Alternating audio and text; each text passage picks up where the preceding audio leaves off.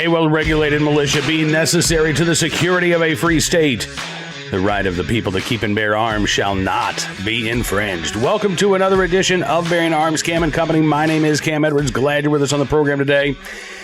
A holiday-shortened week as far as the show goes. We'll be with you Monday, Tuesday, and Wednesday, and we will be updating BearingArms.com throughout the Thanksgiving weekend, just so you know. But today we're going to be talking about what's going to happen in January, when lawmakers will be returning to the state capitals around the country, including in Tennessee, where, Governor Bill Lee had called for an emergency session earlier this year. Democrats wanted all kinds of gun control bills. I think the governor himself wanted, don't call it a red flag law, but that is, in fact, what he wanted. And it looks like we're going to have a repeat and perhaps a more substantive repeat of the debate over gun control in Tennessee here in the coming weeks. We'll get to that in just a moment. Before we do, however, let's talk about this for a second. Biden's America, it's crushing us. You've got companies laying off tens of thousands of workers, one after the other.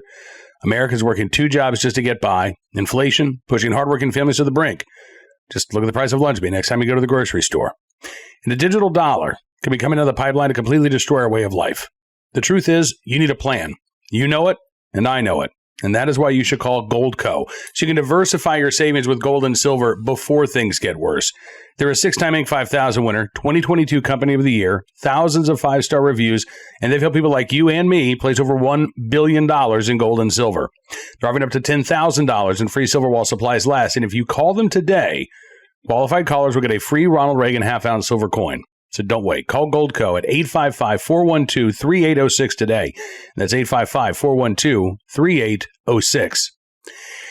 So it does look like we are going to be hearing a lot of talk about gun control, certainly in Tennessee, Maine, and New Mexico. I mean, really, Massachusetts, as we've been talking about, the Senate's working on their own gun control bill. There is a lot of gun control proposals coming down the pipeline in 2024. Now, there's some, I think, good bills coming, too. I think Louisiana, now that Jeff Landry has been elected governor, has a very, very good chance of becoming a constitutional or permitless carry state.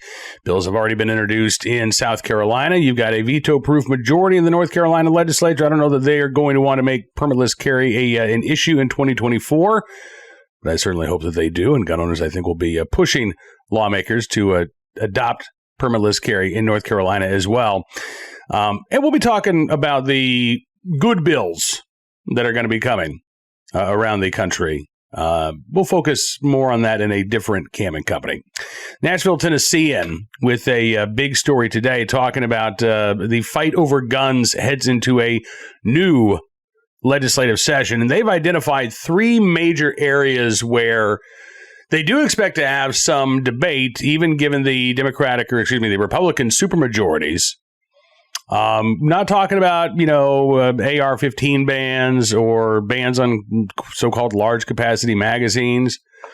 Looks like the big issue is going to be something, again, that Governor Bill Lee had called for. He said, don't call it a red flag law, but it was a red flag law. And in fact, that is one of the things that's coming up for discussion. According to the Tennessean, House Majority Leader William Lamberth of Portland supports strengthening involuntary commitment laws over gun control or any red flag laws. He said, quote, red flag laws are ineffective at preventing violence, but keeping dangerous criminals off the streets protects innocent people 100% of the time.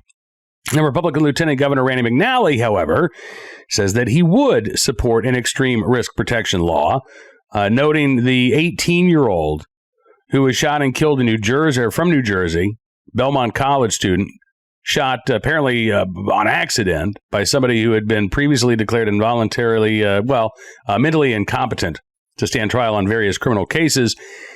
Lieutenant Governor McNally says that shooting makes it clear that more work needs to be done on public safety, saying, quote, while I have consistently supported a mental health order of protection proposed by the governor, the idea has not been embraced by other members of my caucus, though I remain hopeful it will be one day, said McNally. This coming session, I think you'll see a continued focus on mental health and not any measure that would restrict the ability of law-abiding citizens to possess a firearm. And again, that leaves the door open, right? He would say, well, maybe a red flag law doesn't encompass law-abiding citizens, even though it does. By their very nature, red flag laws are supposed to be used against people who do not have any criminal charges against them. They are filed in civil court. That's why you're not entitled to a public defender if you can't afford an attorney of your own in the vast majority of red flag states. But again, that might be a distinction without a difference for the lieutenant governor. The Tennessean says Democrats, meanwhile, say they are determined to once again address red flag laws. Senator Jeff Yarborough, a Democrat from Nashville, said expanding laws to civilly commit more mentally impaired people won't solve the problem. He says we can't simply commit everyone who lacks that mental capacity. This should absolutely open the conversation back up to red flag laws.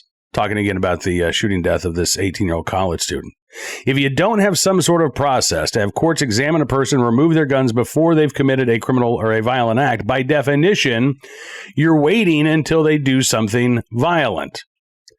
Now, again, Yarborough says, look, we just don't have enough beds to house everybody that should be involuntarily committed. So instead, we have to offer this Band-Aid solution, right? We can at least take somebody's guns away if a judge declares them to be dangerous to either themselves or somebody else. Now, of course, we're leaving that dangerous person out there to do dangerous things with something that's not a firearm, right? Or a gun if they can illegally obtain one after their firearms have been removed as part of a red flag order. This is where I fundamentally disagree with Yarborough here. Now, can we and should we involuntarily commit every individual out there who poses a danger to themselves or others? Well, yeah, we should try to. Honestly, I mean, if that is, again, the standard, and if we leave you alone, we're afraid you're going to hurt somebody, maybe yourself, but maybe somebody else, then that person shouldn't be left alone. In the case of the suspect who is accused of killing this 18-year-old college student from New Jersey, he had previously been declared mentally incompetent to stand trial on other criminal charges, including firing shots. He has been determined, according to several mental health workers, to basically have the mental capacity of a 4-year-old. And yet, that was not seen as reason to involuntarily commit him. Even though he was accused of violent crimes with the mental capacity of a 4-year-old child, that wasn't deemed worthy of an involuntary commitment. So I'd say that's the problem. We don't let 4-year-olds live on their own. So why would we let somebody with the mental capacity of a 4-year-old operate as if they are an adult in a free society, even after, again, they've been determined to be not mentally competent to stand trial on criminal charges? If you're not competent to understand the charges against you, you've got the reasoning and mental capacity of a 4-year-old, why shouldn't that result in an involuntary commitment or an involuntary commitment? I don't think there's a really good answer other than, you know what? It costs a lot of money. We've got a inpatient bed shortage. We've got a shortage of mental health counselors, outpatient treatment. That fixing that problem is going to take a lot of cash. Red flag laws, on the other hand, well, you don't need to build new jail cells, right? Because it's civil. You don't need to build new hospital beds because mental health is not really a component of a red flag law. Even after somebody's been deemed to be a danger to themselves or others, there's no mental health offered. No services that are provided to that individual. They're told, if you want to get your guns back, you got to show us proof that you've gone to counseling, that you're no longer dangerous to either yourself or others. But again, that help's not provided. It's just, nope, we've said you're dangerous. We're taking your guns away. And we'll see you later, baby. I don't think that solves the problem. At best, it is a Band-Aid to patch over and hide the necrotic tissue underneath that is the mental health system, not only in Tennessee, but in states across the country.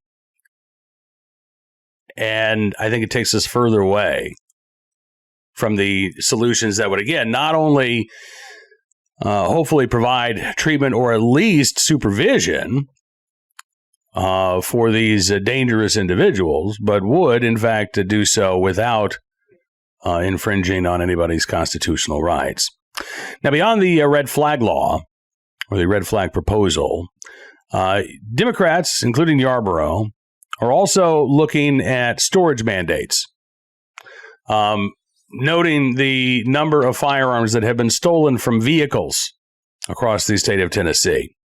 Yarborough says he's working on a bill that would close the quote-unquote loophole for mental incompetence, prevent people who've been found to be mentally incompetent from legally buying a gun. He says he's hoping to find bipartisan support.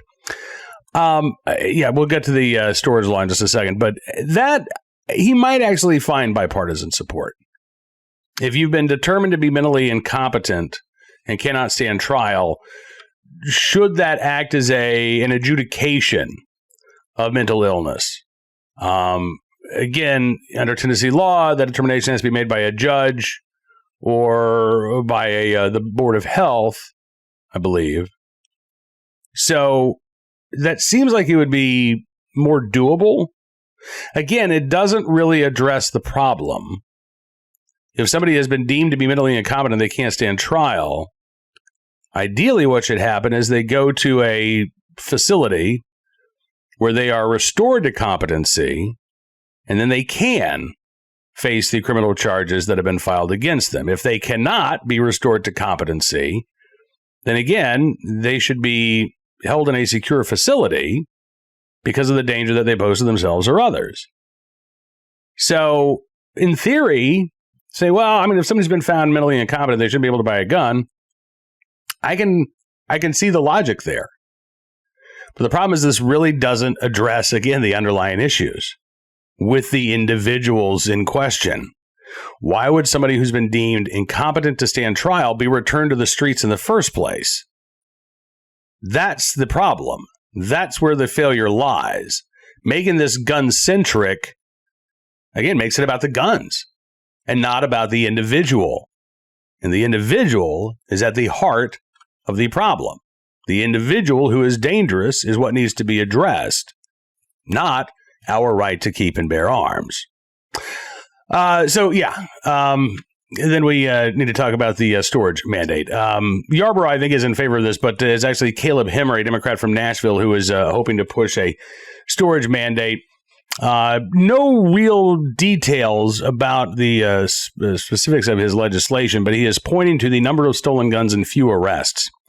Of 5,386 reported cases of guns stolen from cars statewide in Tennessee last year, less than 4% resulted in an arrest, according to TBI statistics. And of those arrests, even fewer are prosecuted. A report by the Tennessean this year found that the vast majority of gun theft charges in Davidson County were eventually dropped or dismissed, mostly due to lack of evidence.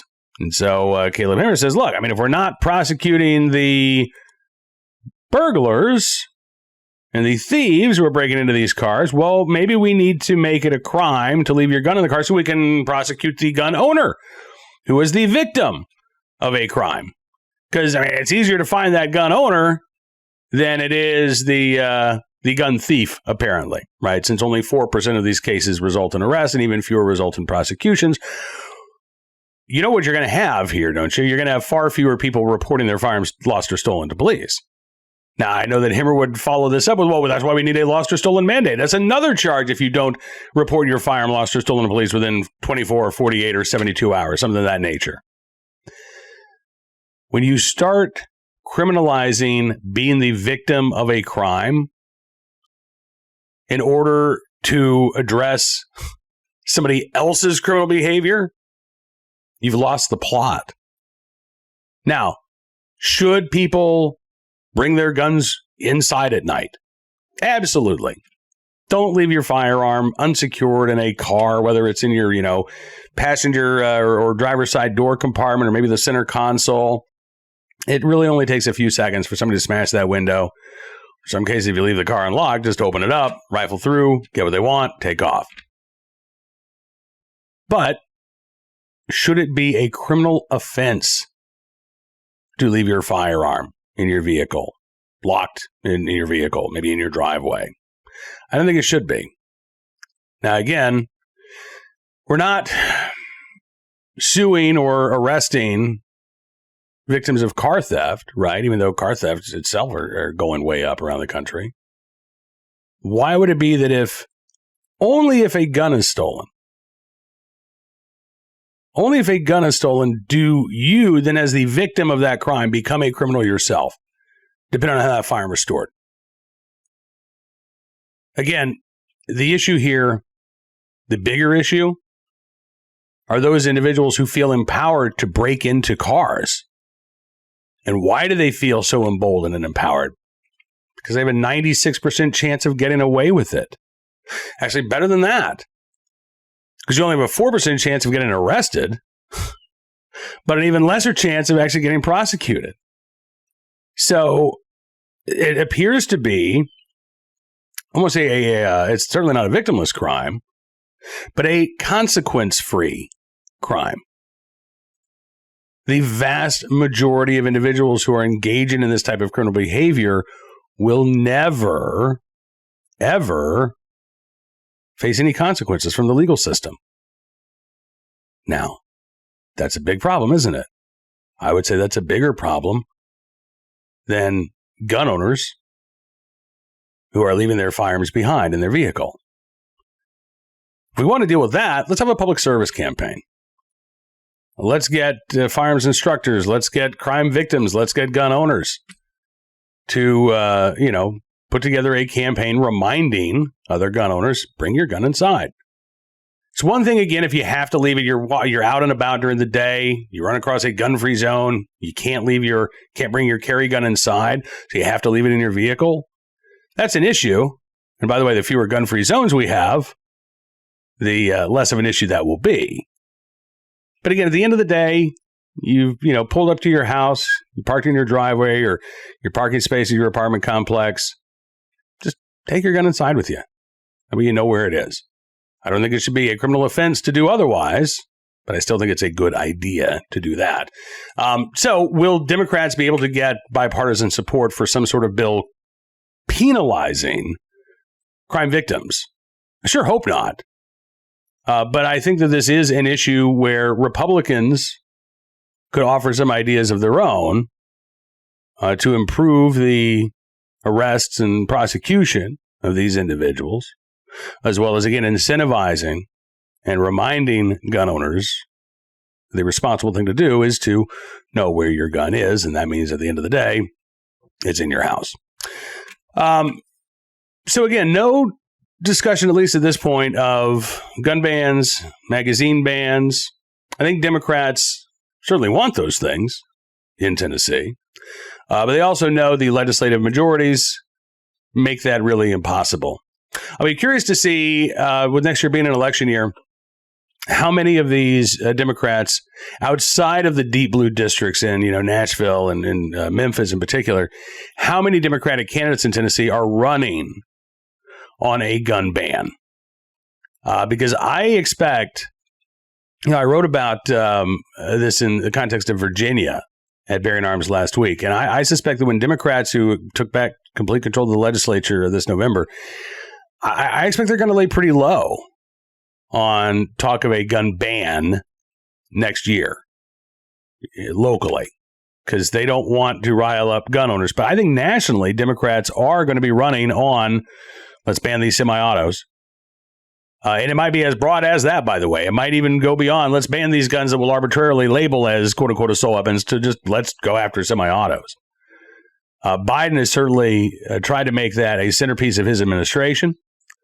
And I expect, again, that Democrats, certainly running at the federal level, are going to be broadly promoting the idea of a gun ban, which is going to cause some heartburn and some headaches for gun control activists in red states who would prefer to take a smaller, more incrementalist approach so as to not scare off the voters. But again, that's probably a topic for a different Cam and Company. Right now, though, like I said, keep your eyes on Tennessee.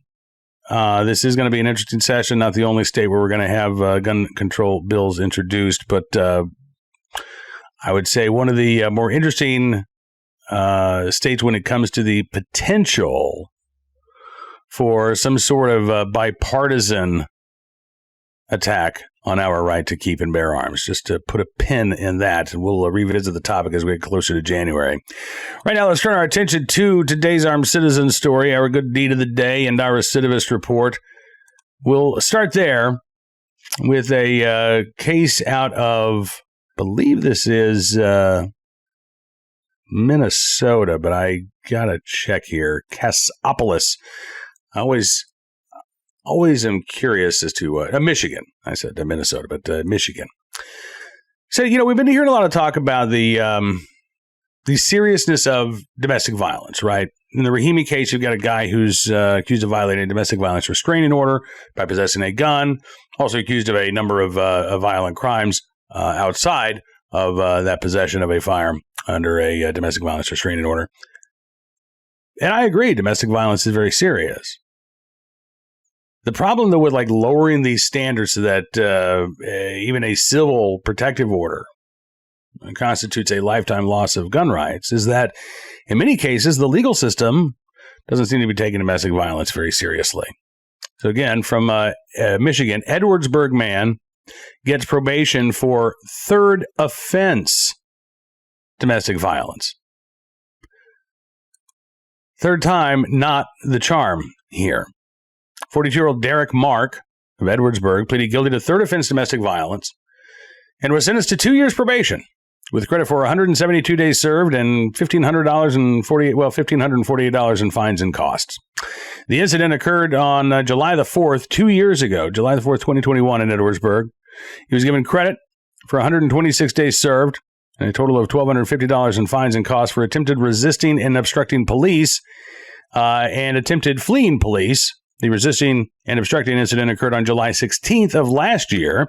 The fleeing police incident occurred July 1st of last year in Edwardsburg. So, again, 3 criminal cases, including one case involving domestic violence, is third offense. Probation for every one of those cases. Mark told the judge that he had made false promises when he was in court in the past. But this time, Your Honor, I'm telling the truth. He said, I just don't want to say I'm sorry this time to women, my mother and my daughters. Give me the chance to prove I'm sorry this time. I truly want to get help and make real changes in my life, he said. The judge said, I'll give you credit for time served and probation if you want to turn your life around. But if you don't do it, and you stand here and lie to me and you go back to your ways, you're going to prison. Maybe. Maybe not. I hope, not only for Mr. Mark's sake, but for the sake of everyone in his life, that he does turn it around. That he does take responsibility for his actions. That this gift that he has been given will not be squandered.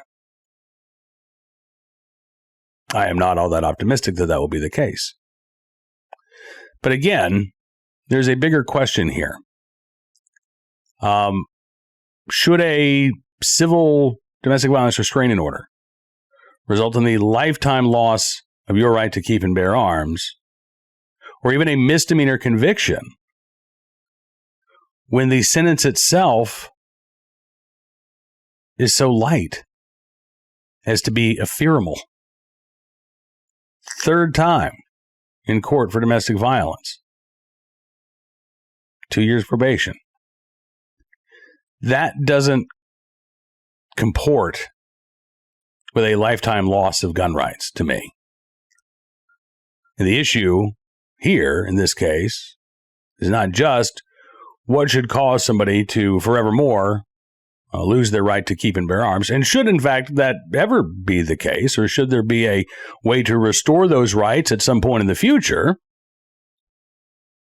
Now, the issue here is simply that the courts and the legal system all too often don't take domestic violence seriously.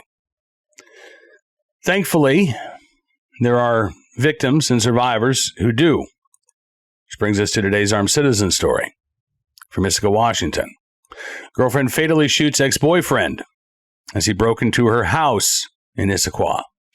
This was Friday morning. We didn't have a lot of details to report on, I guess we didn't do a show on Friday, so I wouldn't have been able to report this on Friday. But it happened about 10:30 Friday morning, broad daylight. man breaking into his ex-girlfriend's home at an apartment complex in Issaquah. According to Issaquah police, the woman shot the man once, killing him after he allegedly broke into her domicile. Neighbor Trina Friedman told KOMO News, "I'm devastated that this kind of violence could happen right here. From now on, I'll be walking the neighborhood with a gun." Well, not a bad idea.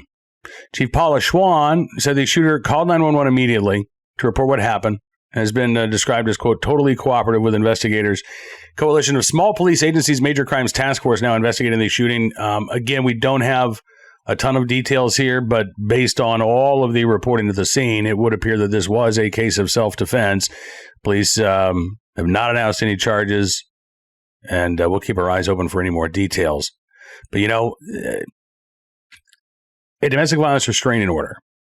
I'm not saying it's not a good idea to get one if you are the victim of abuse.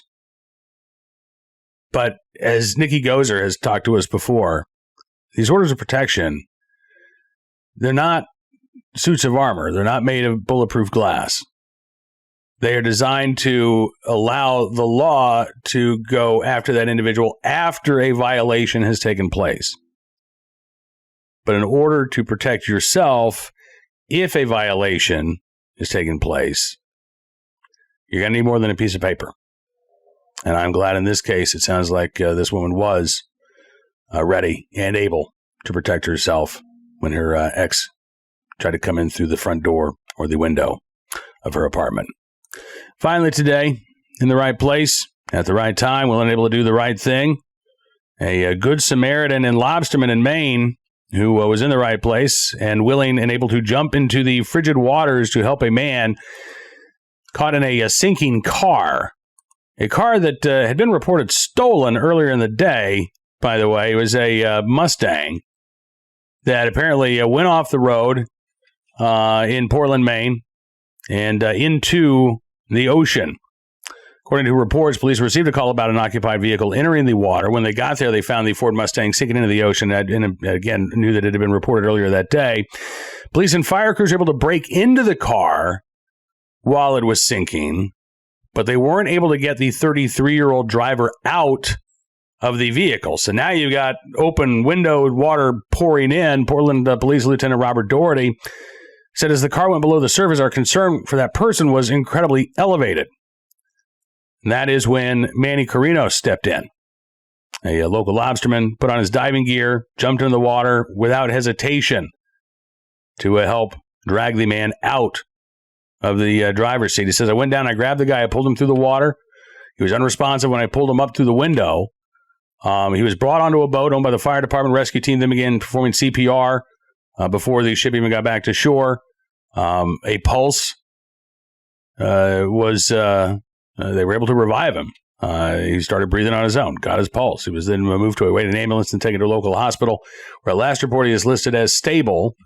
Again, might possibly be facing some criminal charges for being behind the wheel of a stolen car, but he is alive and well thanks to the fast action of Manny Carinos. He said it was automatic. Can't even know what to do. He said, I've never been in that circumstance where I had to recover somebody from underwater. He says, I don't know. I guess I'll accept the hero label. He says, I'm not one to wear a cape, just doing what came natural. Well, there are folks out there who would have frozen. There are folks out there who never would have offered to help in the first place. Manny Carinos, not one of those people. In the right place, at the right time. Willing and able to do the right thing to save the life of a stranger. Manny, we thank you for your very, very good deed. Now, that is all the time we've got for you on this edition of Bearing Arms Cam & Company. I want to thank you for being a part of the program as always. I'm looking forward to being back with you again tomorrow. I'm not sure what the big story of the day will be, but we'll be kicking it around. And, of course, be sure to check out bearingarms.com throughout the day. We're covering the latest Second Amendment news and information as it happens. If you like what you see, I'd encourage you to become a VIP member as well. Just go to bearingarms.com/subscribe. Use the promo code GUNRIGHTS. And you can get a significant savings on your VIP membership. As always, saying thanks for showing your support. We're going to give you exclusive content you won't find anywhere else. News stories and analysis that matter. Just like your support. So thank you again. Enjoy the rest of your Monday. We'll see you back here tomorrow. Until then, be well, be safe, and be free.